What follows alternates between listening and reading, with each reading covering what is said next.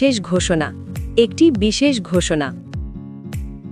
সারা দেশে চলছে বিশেষ কম্বিং অপারেশন 2026।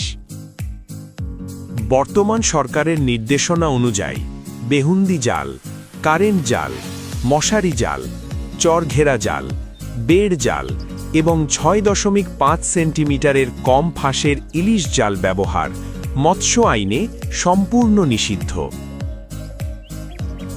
এসব নিষিদ্ধ জাল ব্যবহারের কারণে ইলিশের জাটকা, চিংড়ি, পোনা সহ অন্যান্য সামুদ্রিক মাছের ডিম, রেণু ও পোনা বিনষ্ট হয়। ক্ষতিকর এই জাল ব্যবহার দণ্ডনীয় অপরাধ।